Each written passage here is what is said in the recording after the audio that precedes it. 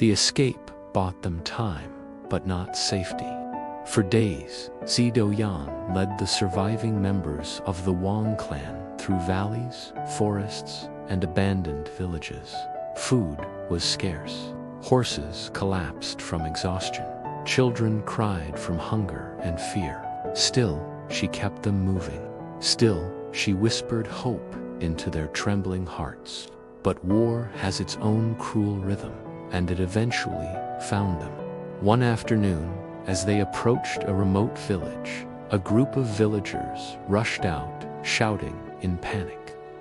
Sun En's men are close. They have captured your lord, Wang Ningzhi. Time stopped. For all his flaws, for all the distance that had grown between them, Wang Ningzhi was still her husband, the father of her children, the man she once tried earnestly to love. Daoyun's hands trembled, but only for a moment. "Where is he?" she asked quietly, her voice eerily calm. The villagers pointed toward a forest path, their expressions filled with pity. Daoyun turned to her family, to the elders, to the frightened young ones clinging to each other. "Stay hidden. Do not make a sound," she commanded. "I will return."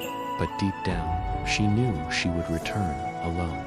The forest was silent as she walked toward the clearing, each step a heavy beat against the earth. When she arrived, the rebels were already dispersing, their swords stained, their laughter echoing like cruel bells. And there, beneath a crooked pine tree, she found him, Wang Ningzhi, her husband.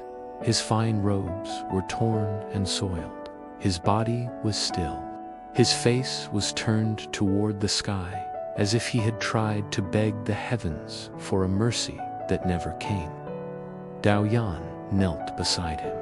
She did not scream, she did not faint, her tears did not fall. Instead, she gently brushed dirt from his sleeve and whispered, "I told you once, the world is harsher than your scriptures." Her voice quivered, not with grief, but with the immense weight of everything she must now carry. She covered his body with her own cloak and pressed her forehead to his for a final, silent moment. Then she stood, straight, silent, unbroken. When she returned to the hidden valley, the clan members saw her empty hands and needed no explanation. Gasps turned to sobs, then to shattered whispers that filled the air. But Daoyun raised her arm, not to silence them, but to hold them together. "We cannot crumble," she said softly, her voice a lifeline in their sea of sorrow. "The living must protect the living. He would not want us to fall here." Her words were steady, but her eyes carried the coldness of a woman who had walked through death and returned forever changed. Under her direction, the group moved again, finding refuge in a remote mountain village. There, Daoyun took charge of everything: provisions, safety, morale. She soothed the children, guided the elders, and comforted the widows whose grief mirrored her own. In the bitter winter that followed, snow fell heavily across the mountains. Some called it a harsh omen. Others said it was heaven mourning the fallen.